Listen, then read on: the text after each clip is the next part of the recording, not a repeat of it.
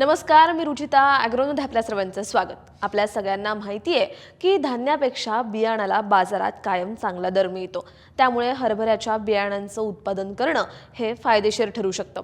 पण हे बीजोत्पादन करायचं तरी कसं, याचीच माहिती आपण आजच्या व्हिडिओमधून जाणून घेणार आहोत. बीजोत्पादन करताना दोन गोष्टी महत्त्वाच्या असतात. पहिली म्हणजे आधी आपल्याला लक्षात ठेवावं लागतं की बीजोत्पादन करताना बियाणाची शुद्धता जपणं फार गरजेचं असतं.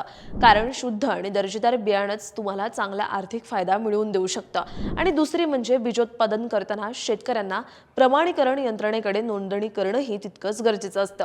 बियाणांचं उत्पादन प्रमाणीकरण यंत्रणेच्या निकषांप्रमाणेच घेतलं जातं.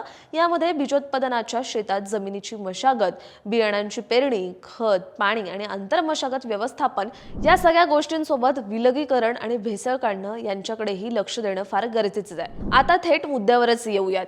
हरभऱ्याचं बीजोत्पादन करण्यासाठी जमीन आणि हवामान कसं असावं हे पाहूयात. हरभऱ्यासाठी मध्यम ते भारी आणि पाण्याचा चांगला निचरा होणारी जमीन निवडायची आहे आणि क्षारयुक्त, पाणथळ किंवा फार हलकी असणारी जमीन टाळायची आहे. जमिनीचा सामू साधारण 6.5 ते 7.5 इतका असला पाहिजे आणि सेंद्रिय कर्ब 0.5% जास्त असणं उत्तम मानलं जातं. हरभऱ्यासाठी 15 ते 25 अंश सेल्सिअस तापमान म्हणजेच थंड कोरडं हवामान हरभऱ्याच्या वाढीस चांगलं असतं. आता येऊयात वाणाकडे. यंदा पेरण्या लांबणीवर गेल्यामुळे उशिरा लागवड चालू आहे. हरभऱ्याच्या उशिरा पेरणीसाठी विजय, दिग्विजय, फुले विक्रम, फुले विश्वराज तर काबुली चण्यामध्ये विराट, PVKV2, कृपा हे वाण चांगलं उत्पादन देतात. उशिरा पेरणी सुद्धा 15 डिसेंबरच्या आत करावी, अन्यथा डिसेंबर नंतर पेरणी केल्यास उत्पादन खूप कमी होतं. आता जाणून घेऊयात बियाणांच्या पेरणीबद्दल. हरभरा पेरणीसाठी लागणारं बियाणांचं प्रमाण हे त्याच्या आकारावर अवलंबून आहे. सोपं करून सांगते. आता हरभऱ्याचे लहान दाणे असतील तर हेक्टरी 60 ते 65 किलो बियाणं लागणार आहे. जर दाणा मध्यम आकाराचा असेल, म्हणजे जसं फुले विक्रम किंवा फुले विश्वराज वाण असेल, तर हेक्टरी 70 किलो बियाणं लागतं. याशिवाय विशाल, दिग्विजय, विराट, PKV2 या वाणांचे किंवा यांसारखे टपोरे दाणे असतील तर हेक्टरी 100 किलो बियाणं वापरावं लागतं.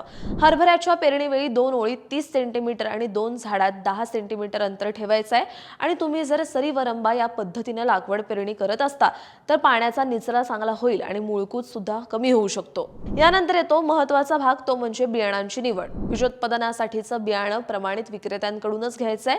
पण ते घेताना पिशवीवरचा टॅग, लॉट नंबर आणि चाचणीची तारीख तपासायची आहे. आणि या बियाणांची बीज प्रक्रिया करण्यासाठी पेरणीपूर्वी प्रति किलो बियाणास 2.5 ते 3 ग्रॅम थायरम किंवा बाविस्टिन हे बुरशीनाशक आणि त्यानंतर रायझोबियम आणि 200 ते 250 ग्रॅम स्फुरद विरघळणारे जीवाणू संवर्धक प्रति 10 किलो बियाणांसाठी वापरायचे.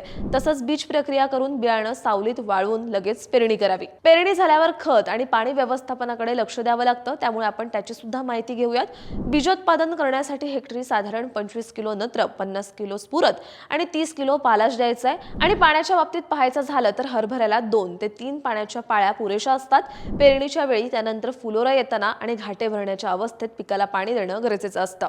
जास्त पाणी दिलं तर हरभरा उभाळतो आणि उत्पादन घटतं. आता समजून घेऊयात आंतरमशागत आणि तण नियंत्रण. हरभरा पिकात पहिली कोळपणी आणि खुरपणी पेरणीनंतर 20 ते 25 दिवसांनी करायची आहे, तर दुसरी 40 ते 45 दिवसांनी. आणि तणनाशक वापरायचं असेल तर हेक्टरी पेरणीपूर्वी पेंडिमिथिलॉन हे तणनाशक 2.5 लिटर ओलसर जमिनीत फवारावं. आता तुम्ही म्हणाल हे सगळं ठीक आहे, पण हे बियाणांची शुद्धता कशी पाळायची तेही सांगते. बीजाची शुद्धता पाळायची म्हणजे काय, तर त्यात भेसळ होऊ द्यायची नाही. आता भेसळ होऊ द्यायची नाही म्हणून काय करायचं, तर इतर हरभरा जातींपासून पायाभूत बियाणांची 10 मीटर आणि प्रमाणित बियाणांसाठी 5 मीटर अंतर ठेवावं. यालाच विलगीकरण करणं असंही म्हटलं जातं. याशिवाय फुलोऱ्यापूर्वी आणि फुलोऱ्यात गुणधर्म न जुळणारी आणि रोगट झाडं मुळासकट उपटून टाकावीत. यामुळे बियाणाची अनुवंशिक शुद्धता टिकवता येते.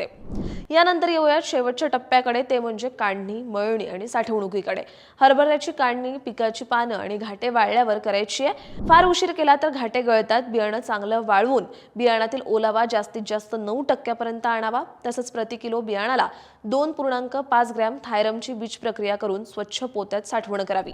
अशा प्रकारे तुम्ही हरभऱ्याचं बीजोत्पादन करू शकता. तुम्हाला ही माहिती कशी वाटली हे कमेंट बॉक्समध्ये नक्की सांगा. आणि अशाच शेतीविषयक आणि नवनवीन माहितीसाठी ॲग्रोवनला सबस्क्राईब आणि फॉलो करायला विसरू नका.